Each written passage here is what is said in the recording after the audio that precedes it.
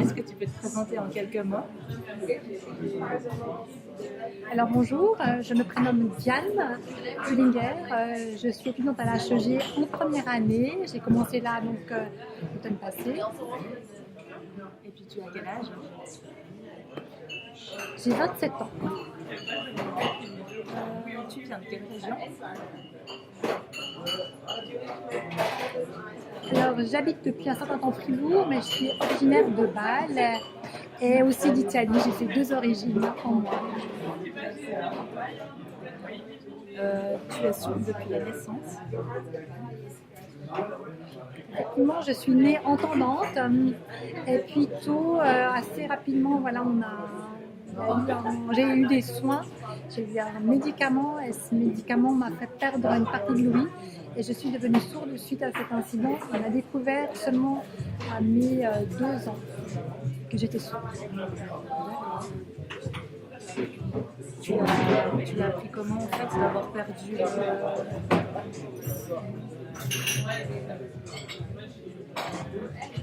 Je n'ai pas le souvenir, j'étais petite évidemment, et puis c'est pas venu d'un coup non plus, hein. C'était quelque chose, voilà, je n'avais pas conscience de cela petite, j'étais sourde, oui, mais je ne voyais pas, c'était pas quelque chose qui m'a, choquée ou interloquée. Par contre, ce qu'on m'a dit, oui, tu es sourde, ah, tu es différente des autres, ah, ok, je suis différente, bon, mais... Et puis c'est l'environnement plutôt, ou l'entourage qui me disait, mais moi je n'en avais pas vraiment conscience, c'est plutôt le regard des autres qui m'a fait prendre conscience de ma surdité. D'accord. Et tes parents ont appris la langue des signes directement? Alors mes parents, oui, ont appris la langue des signes, parce qu'avant, quand j'étais petite, nous habitions les États-Unis, et aux États-Unis, j'allais dans une école pour enfants sourds, et là, les parents étaient obligés d'apprendre la langue des signes. C'était obligatoire pour les parents. Et s'ils ne l'apprenaient pas, en quelque sorte, je n'aurais pas pu intégrer cette école, je n'aurais pas pu suivre cette école. Donc mes parents, entre guillemets, ont été forcés d'apprendre la langue des signes, mais par contre, c'était extrêmement positif et un grand avantage pour une communication au sein de ma famille. Depuis toute petite, j'ai eu la langue des signes avec mes parents, nous avons pu échanger.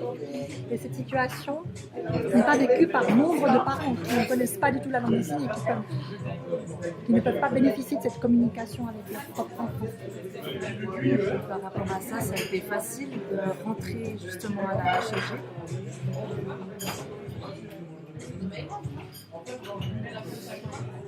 Alors, la HEG, c'était une opportunité et c'est quelque chose de très bien, ça se passe bien, je suis très à l'aise parce que le doyen, M. Perazzi, connaît très bien, me connaît bien déjà d'avant. Donc j'ai été admise assez facilement dans cette école, comme les autres étudiants. Je me sens intégrée avec les mêmes conditions d'entrée, avec des adaptations certes, mais en tout cas un très bon parcours. Je suis allée dans d'autres écoles, ce n'était pas du tout les mêmes situations. Il y avait beaucoup de freins, on me disait non, c'est pas possible, c'est compliqué, la communication. J'étais beaucoup moins à l'aise dans les autres écoles que j'ai fréquentées avant la HEG.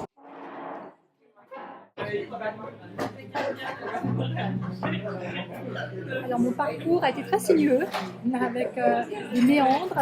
Avant, donc je suis allée au CO, quand j'ai terminé le CO, j'étais donc en PG.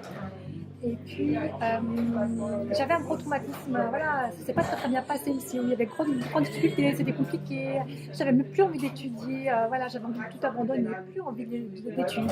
Je me suis dit, bon, qu'est-ce que je vais faire, prendre une année sabbatique peut-être pour voyager et découvrir un peu d'autres écoles suisses, d'autres pays, voilà, vagabonder. Et puis finalement, j'ai quand même commencé, pas vrai. Je voulais aller à l'ECG. Et puis finalement à l'ECG, on m'a refusé parce que finalement, on ne voulait pas me... Bon, j'ai laissé tomber. Puis j'ai commencé un apprentissage d'emploi de commerce à Chocolat-Villard. Et tout près là, pendant une année, finalement j'ai abandonné parce que je n'y trouvais pas mon compte. Voilà, c'est pas moi qui avais vraiment envie d'abandonner, mais voilà, c'était mieux que rien. J'ai pris ça, j'étais à mon bureau, je faisais mon travail, mais c'était des choses assez faciles, peu de communication. Je me disais tout ça, mais moi je sens que c'est pas vraiment adapté. Et après je me suis dit, bon, je vais faire 3 ans d'apprentissage d'assistante socio-éducative à SE. parce que j'avais envie de travailler avec des personnes. Je voulais vraiment être en contact avec des personnes. Donc j'ai fait 3 ans d'apprentissage en crèche avec des enfants. J'ai travaillé. Une fois que j'ai terminé, j'en avais plus qu'assez. J'en avais un peu marre de ce travail. Voilà, c'était difficile. La communication était dure. Après, voilà, moi je voulais une matu. On m'a refusé, l'AI a refusé. Je ne voulais pas subventionner surtout les frais d'interprète, c'était ça dans mon cours, et donc une entrée en matière. Il me disait que je pouvais travailler puisque j'avais un papier, mais moi je n'avais plus envie. Donc je suis partie aux États-Unis. Aux États-Unis, il y a une université pour sourds, une seule au monde qui existe là-bas aux États-Unis, à Washington, et je suis allée 6 mois pour un petit peu améliorer mon niveau d'anglais, ma langue des signes. Et il y avait donc beaucoup de sourds, environ 2000 personnes sourdes qui étudient dans cette université à Gallaudet aux États-Unis. Tout le monde signe, professeurs y compris, étudiants, professeurs, tout est en langue des signes.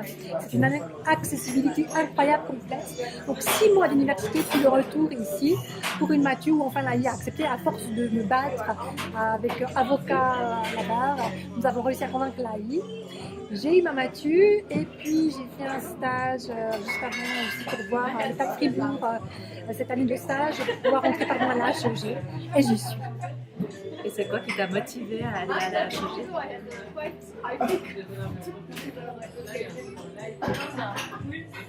Voilà, HEG, ça m'a motivée parce qu'avant, voilà, j'avais un petit travail. Je surveillais des examens à la HEG déjà. C'était mon petit job, ben oui, je surveillais les examens.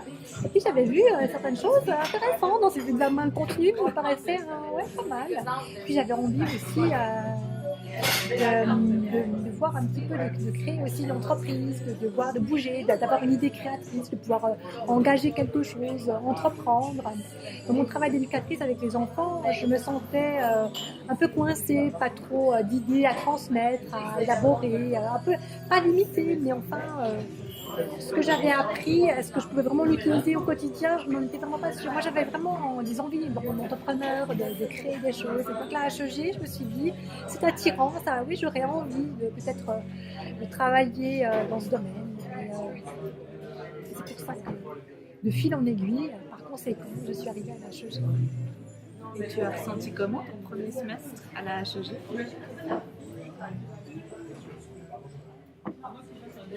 Le premier semestre, je me suis dit, il y a énormément de cours, c'est très varié, c'est très large, un grand intérêt de diverses choses, et puis très différent des cours que j'ai eus auparavant, vraiment quelque chose de très très divers. Avant dans le socio-éducatif et maintenant dans le commerce, c'est vraiment 2 mondes différents, à l'opposé. Et beaucoup d'élèves, beaucoup d'étudiants, on va dire plutôt. J'avais l'habitude de petites classes, de petits groupes, et finalement là on se retrouve très nombreux, donc pas l'habitude de me retrouver avec autant de monde. Que dire Tu t'organises comment pour ta prise de notes, pour réussir à tout insérer l'information?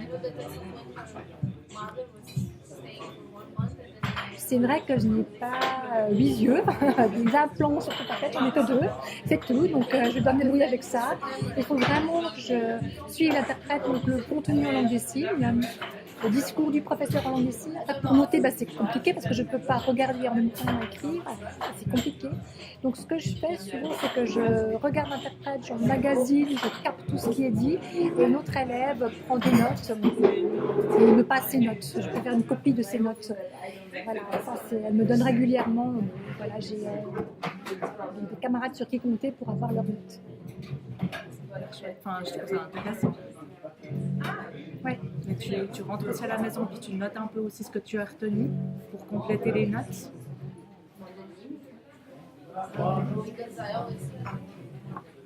Ça dépend. Ça dépend. Maintenant, j'ai compris comment ça se passait là le premier semestre. Il y a des fois, c'est un petit peu compliqué. Je dois me retrouver beaucoup de choses. Et puis, prendre des notes, c'est vrai que les notes de quelqu'un, une fois que je les lis, c'est une autre personne qui les a prises. Donc, c'est un peu différent. Bon, c'est toujours mieux quand même, hein, d'écrire soi-même. C'est évident parce que c'est sa propre écriture, sa propre compréhension qu'on met pareil quand c'est les notes de quelqu'un d'autre. Alors, c'est vrai que ce que je fais, moi, je me filme aussi. Et quand je me filme, si j'ai eu eu un cours, par exemple, de telle branche, je le résume en langue des signes et je me filme. Comme ça, c'est ma propre compréhension. Il y a une trace écrite. Et puis cette trace écrite, je la préfère finalement parce que c'est dans ma langue des signes, c'est ma langue naturelle. Et j'ai vraiment tout compris à 100% et tout est transmis dans ce message-là, dans cette langue des signes. Et comme ça, je peux acquérir la matière un peu mieux que si c'était par écrit. Il y aura pas aussi la solution de filmer les interprètes?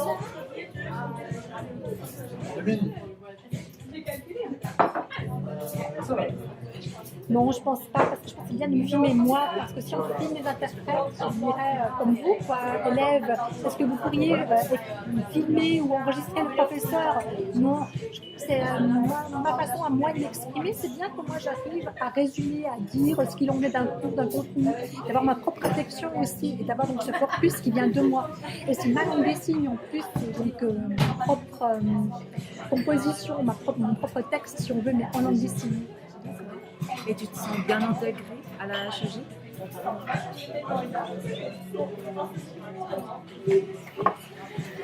Alors il y a des fois des bonnes situations, d'autres moins, ça dépend un petit peu. Je dirais que ce qui est positif, c'est que, je dis toujours les élèves, disons les étudiants, je refais là. Je dirais que ce qui est positif, c'est que les étudiants font vraiment l'effort d'apprendre quelques mots en langue des signes. Et ça aide, certes, cela aide.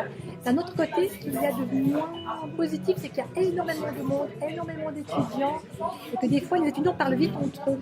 Et que je vois qu'il y a des petites discussions, je ne comprends pas toujours ce qui se dit, ce qui doit être fait. Moi, je suis des fois un petit peu, à l'extérieur, en me disant, mais ok, il y a des interprètes là, mais les élèves n'osent pas non plus intervenir, elles n'osent pas aller vers l'interprète pour peut-être dire s'il y a des choses à me transmettre. Et donc, des fois, je me sens un peu en dehors de certaines conversations, communications qui ne me parviendraient pas toujours en temps adéquat. Et puis, j'ai moins d'informations que les entendants, ça c'est sûr. Hein. Vous, entendant, vous êtes vite au courant de certaines choses, vous parlez vite entre vous. Je ne sais pas, par exemple, une prochaine date où il y a quelque chose d'organisé, ça va vite entre vous, hein, parce que l'oral est prédominant.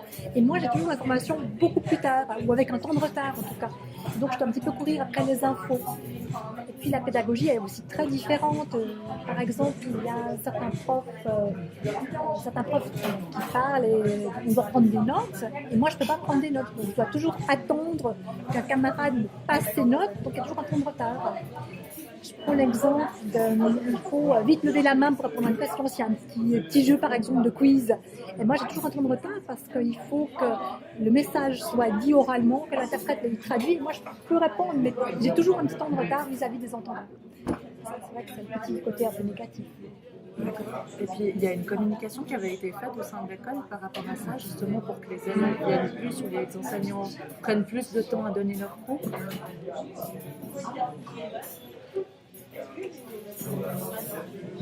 Non. Non. Non, sur place, en fait, je suis arrivée, j'ai commencé les cours, et après, petit à petit, il y a eu des petits moments, oui, on est venu vers moi, puis j'ai passé 2-3 infos comme ça. Les élèves ne comprenaient pas peut-être pourquoi, ils ne savaient pas qui en était, du rôle de l'interprète, par exemple, parce que le rôle de l'interprète, c'est vraiment quelqu'un de neutre, ce qui veut dire que l'interprète est là pour traduire, et moi, je peux totalement m'en ficher de l'interprète, regarder ailleurs, et pas forcément suivre ce que l'interprète traduit. L'interprète doit continuer. Et certaines fois, on aurait tendance à dire, mais tu regardes un petit peu l'interprète. Non, parce que moi j'ai le droit aussi, ou peut-être avoir peur de l'interprète. Si, non, l'interprète ne veut rien dire, elle ne fait que traduire, c'est tout. Donc là, maintenant, les étudiants, je crois, ont compris un petit peu de quoi il s'agissait. Puis les prises de notes, j'ai pris le temps plus tard d'informer. Et là, c'est vrai qu'un camarade avec qui j'ai pu discuter, je lui ai demandé s'il était d'accord de prendre des notes pour moi. En plus, là, il paye, elle donne une petite rétribution ce genre de prestation, donc ça valorise aussi ce travail de prise de notes. Et l'étudiant en question reçoit un petit pécule, ce qui est pas mal.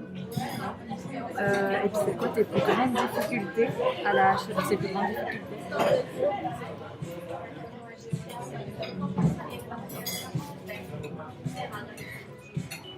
Ce qui est plus difficile à la HEG, je dirais que j'arrive pas à participer, par exemple, à certains cours. L'anglais, je n'y participe pas. Enfin, je vais faire les examens, mais les cours, je n'y vais pas parce qu'il n'y a pas d'interprète qui puisse traduire en langue des signes ce cours d'anglais. Aux États-Unis, voilà, il y avait la SL en langue des signes donc, américaine. Là, c'est la langue des signes française, donc les interprètes ne peuvent pas le traduire en ASL. C'est très différent, hein, l'ASL de la langue des signes française. Donc l'interprète n'est pas approprié dans ce contexte-là. Donc je ne peux pas participer au cours d'anglais. Et ça, des fois, je me dis, c'est bien dommage, ça me fait une difficulté. Ou alors, par exemple, les cours d'allemand, là, j'ai une interprète qui vient de Suisse alémanique, qui vient interpréter les cours d'allemand. Et c'est une langue des signes totalement différente, qui n'a rien à voir avec ma propre langue des signes française. Donc des fois, je dois un petit peu me retrouver entre les langues, je dois un petit peu m'adapter aux différents modes de communication. Et en plus, il y a un tournus entre les interprètes, donc c'est toujours une langue différente. Ce qui est le plus difficile pour moi, c'est il y a beaucoup d'étudiants, il y a un grand nombre d'étudiants et des fois c'est difficile de suivre, il y a beaucoup de monde, beaucoup d'élèves qui n'osent peut-être pas lever la main, demander et voilà, si on n'était pas petit groupe, je pense qu'on serait plus à l'aise, on pourrait peut-être mieux échanger aussi. Je me sentirais même si plus à l'aise. Est-ce qu'il y a beaucoup de différences entre chaque langue de signes par rapport aux langues différentes? Oui, bien sûr, elles sont très différentes les langues des signes. Par exemple, la langue des signes française est utilisée ici, mais aux États-Unis, on a une propre langue des signes, qui est la langue des signes américaine, elle est très très différente. Si, admettons, voilà, je connais une langue des signes et que je vais dans un autre pays, la langue des signes japonaise par exemple, je suis sûre que je la comprenne tout de suite. Moi, je ne comprends rien, j'aurais besoin quand même de quelques jours pour m'adapter, voir un petit peu, et puis il y aurait quelques signes que je pourrais comprendre de façon un peu logique, parce que c'est iconique, il y a des images, et là je pourrais peut-être la comprendre, mais elle est quand même très différente, et on ne se comprend pas au début. Moi, je pensais alors que la langue des signes, c'était universel. Donc, j'apprends quelque chose aujourd'hui, merci. Ah oui, oui, c'est comme une langue orale. Vous avez des langues orales différentes selon les pays. Pourquoi est-ce que nous, on n'aurait pas une différence selon les pays? La langue des signes, c'est pareil, elle est aussi diverse selon où on se trouve. Et toi, tu as commencé par la langue des signes française? Alors, la première langue que j'ai apprise, c'est la langue des signes américaine. J'étais petite, que j'étais aux États-Unis petite. Quand nous sommes arrivés en Suisse, j'ai appris la langue des signes française. Ma famille aussi. Donc dans ma famille, on parle la langue des signes française. Donc je suis plus une locutrice de LS7, donc c'est plus ma langue, même si j'ai d'abord appris la langue des signes américaine. Et puis c'est laquelle la plus compliquée pour toi?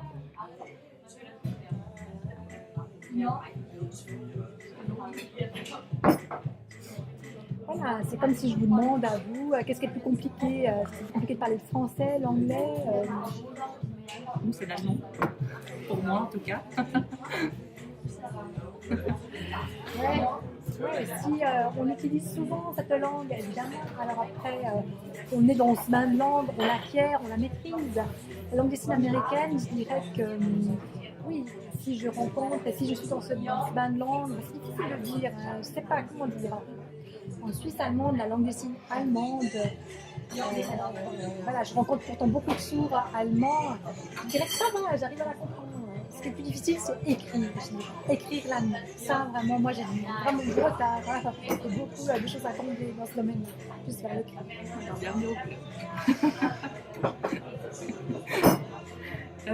Et puis sinon, comment se déroulent les travaux de groupe à la HEG?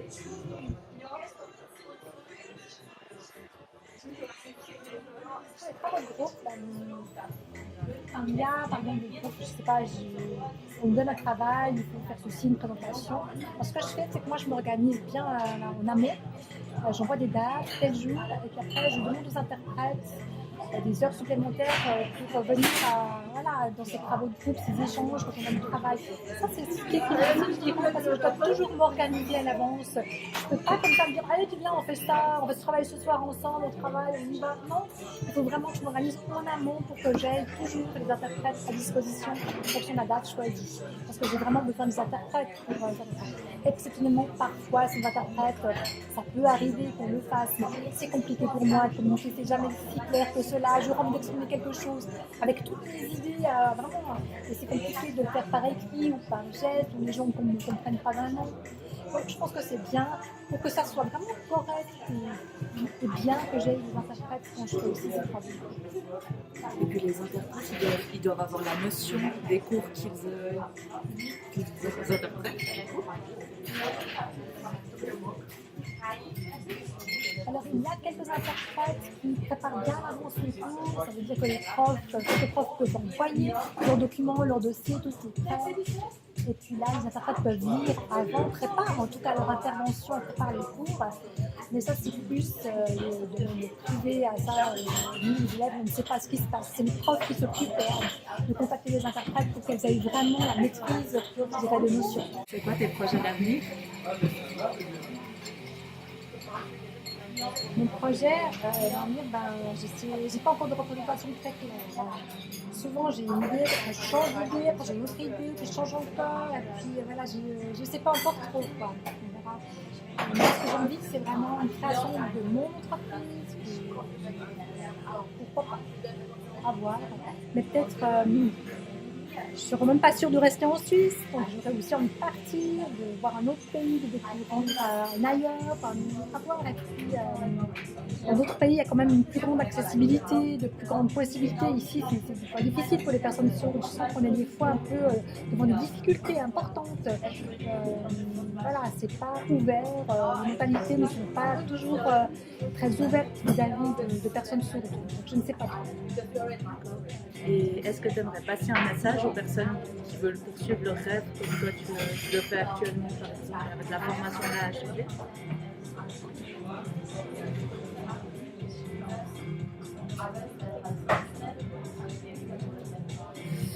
Pour les personnes sourdes ou pour n'importe qui? Pour n'importe qui.